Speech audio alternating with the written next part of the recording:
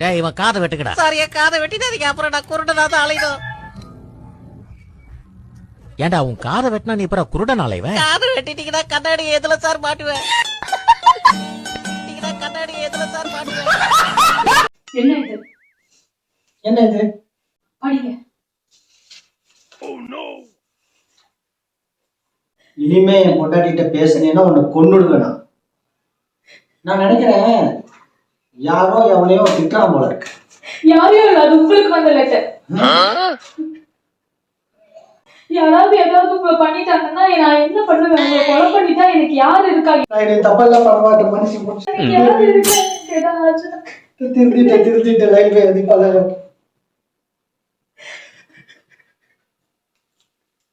இது ஒரு டவுட் எனக்கு. இல்ல யார் பேருமே போடலையே, எவன் பொண்டாட்டிட்டு நான் பேசாம இருக்கிறது? നീ തിരുണ്ട മാട്ട ഉന്നെ വെടിവെക്കുന്നു, മരിച്ചു വീഴുന്നു. അയ്യോ എന്റെ ദൈവമേ, നീ വെടിവെച്ചിട്ട് നീ എങ്ങനെയാണ് ചാവണ? നീ മരിച്ചു വീഴാ? ഞാൻ മരിച്ചു വീഴാ. അമ്മേ ആ ചിരിക്കുന്നു. അയ്യോ ஏங்க இன்னைக்கு நீங்க போய் திவ்யா வீட்ல தூங்கிட்டோங்க.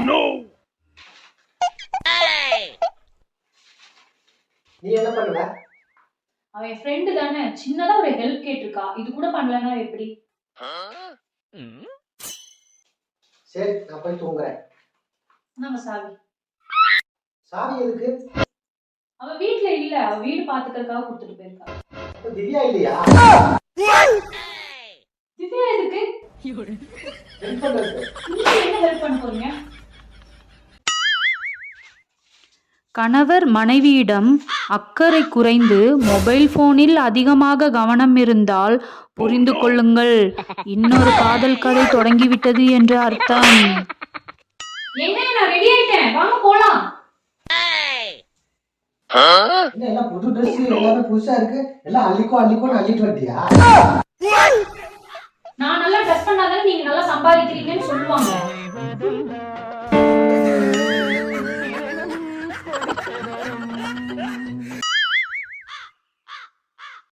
என்னாச்சு?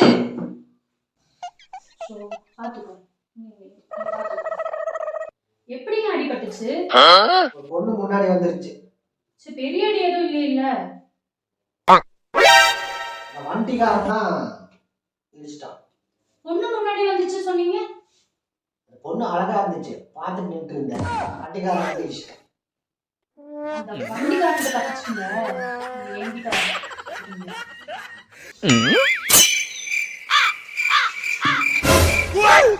என்ன குக்கர் எடுத்து கழுவிட்டு இருக்கீங்க?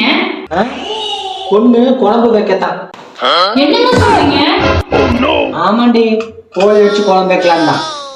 அப்பாடி, நான் கூட என்னையோ நினைச்சேன். நாம உலத்தி சாப்பிட்டா சும்மா இருக்குண்ணே, உழைச்சவங்களுக்கு வேர்க்கும், அதான் ஆகாதே. ஆமாப்பா, எனக்கு வேர்வை ஒத்துக்கிறாரா? சரி, ஏதாச்சும் ஒரு பெரிய ஐடியா ஒண்ணு சொல்றான். இப்படி செஞ்சா என்ன? என்னது? பேசாம வீட்டுக்கு வரி கேட்டுருவோம்.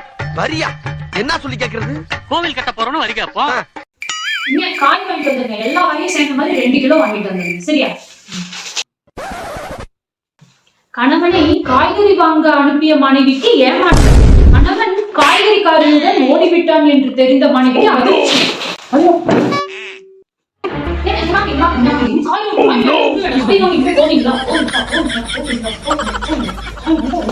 உன் உருவத்தை பாரு, முக்காவாசிக்கு நீதானே தெரியற. உன் நெஞ்சில கை வச்சு மனசாட்சியோட சொல்லு, உனக்கும் எனக்கும் எந்த விதத்திலயாவது பொறுத்து இருக்கா? என் முகத்தை பாரு, மன்மத மாதிரி இல்ல. கண்ணாடி ஒரு டிஃபெக்ட் நினைக்காத, என் பர்சனாலிட்டிக்கு அதான் பிளஸ் பாயிண்ட். மத்த சொந்தக்காரங்களா சொல்லுவாங்க, ஆனா செய்ய மாட்டாங்க. நம்மள நாமளே பாத்துக்கிட்டாதான் உண்டு. வாடா. அவ காதல் வேணா பொய்யா இருக்கலாம், ஆனா என் காதல் நிஜம். வாழ்க்கையில ஒவ்வொருத்தருக்கும் ஒரு வாட்டி தானே காதல் பூக்கும். என்ன பொறுத்த வரைக்கும் நெஞ்சுக்குள்ள காதல் பூத்து குலுங்கிருச்சுன்னு செருப்பு கட்டி மூஞ்சி மாதிரி அடிச்சு போடுவேன்.